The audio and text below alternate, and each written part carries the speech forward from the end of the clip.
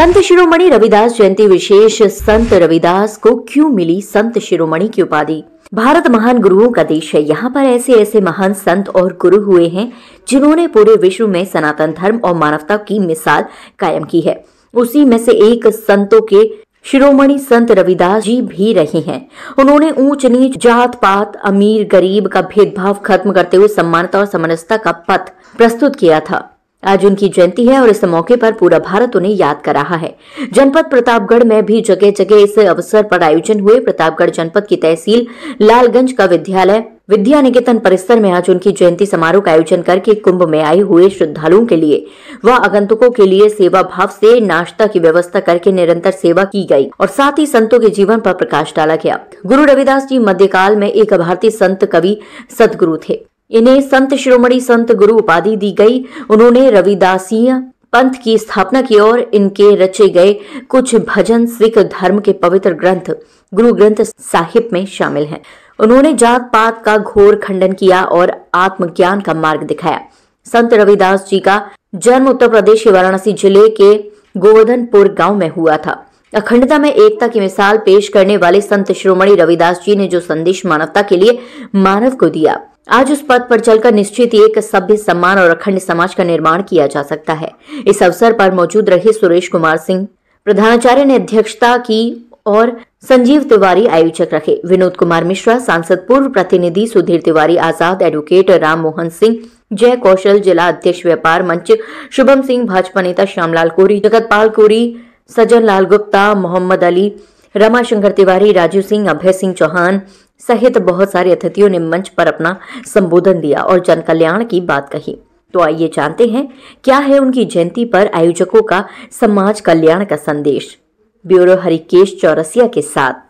पूरा भारत संत रविदास जी की जयंती मना रहा है, तो ऐसे में अगर प्रतापगढ़ की बात करें, प्रतापगढ़ के लालगंज तहसील भी अपने आप में अग्रणी रहा है। और आज आप देख पा रहे हैं, मैं इस समय विद्या निकेतन विद्यालय में हूं, जहां पर संत रविदास जी की जयंती मनाई गई और आप सभी लोग यहां पर मौजूद थे। तो जानते हैं कि अब जो ये कार्यक्रम यहाँ पर रखा गया है, इसका उद्देश्य क्या था और संत रविदास जी को जिस तरीके से अब नाम मिल रहा है, पहले ऐसा क्यों नहीं हो पाया था, इन सब विषयों पर आज चर्चा करेंगे। तो सबसे पहले यहाँ के प्रधानाचार्य जी से बात करेंगे। गुरुदेव, जो चीज आज आपने यहाँ पर शुरुआत की है, संत रविदास जी के ये भव्य कार्यक्रम रखा, क्या सोच के इस बात को आपने अभी शुरुआत कर दी है और आने वाले समय में क्या आगे लेके जाने वाले? ये इस कार्यक्रम से जो हमारे भाई संजीव जी ने रखा है, इसका उद्देश्य, एक परम उद्देश्य है कि जो छोटा बड़ा हम लोग आपस में सोचते हैं, कहीं भी छोटा बड़ा कोई नहीं है, बल्कि कर्म के आधार पर ही छोटे बड़े बनते हैं और हम सबको समान रूप से समरसता के साथ सबको आगे बढ़ाना चाहते हैं। इन्हीं सब भावनाओं के साथ ही आज रविदास की जयंती मनाई जा रही है। जी, पूर्व अधिवक्ता संघ के अध्यक्ष भी रहे हैं और आज आपका यहाँ पर सम्मान भी हुआ मुख्य अतिथि के रूप में, तो क्या कहेंगे, इस तरह के कार्यक्रमों से आप क्या प्रेरणा मिलती? संजीव जी द्वारा जो ये प्रोग्राम संत रविदास जयंती पे रखा गया, इसके लिए मैं सबसे पहले तो उन्हें बहुत बहुत बधाई, बहुत बहुत धन्यवाद देता हूँ। इस आयोजन का मतलब ये था कि सभी हिंदू, चाहे वो जिस जात के हों, सब एक हैं, सनातनी हैं। हिंदू समाज संगठित रहे, एक रहे, यही इसका संदेश था। जी बिल्कुल, संदेश अच्छा होना चाहिए और अच्छे संदेश को लेकर अगर हम निकल रहे हैं तो एक अच्छा काम भी होगा। तो जय कौशल जी, इस दौरान आप भी यहाँ मौजूद थे, तो संत रविदास जी के जयंती पर आप क्या क्या हैं? सबसे पहले तो मैं धन्यवाद दूंगा संजीत जी को, जिनके उसमें संयोजन में ये कार्यक्रम, एक बेहतरीन कार्यक्रम आज यहाँ आयोजित किया गया।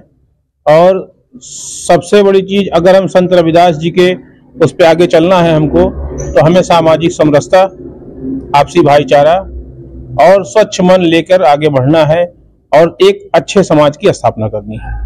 जी बहुत बहुत धन्यवाद। अब बात करते हैं कि इसके जो आयोजक रहे हैं संजीव जी, उनसे बात कर लेते हैं कि संत रविदास जी के जीवन से संबंधित अब उजागर हो रहा है। हम लोग किताबों में पढ़ते रहे हैं मुगलों को, अब यहाँ पर सनातन की पढ़ाई होने शुरू हो रही है और ऐसे महापुरुषों की जीवनी पर भी आप लोग कार्यक्रम रख रहे हैं, क्या कहना चाहिए?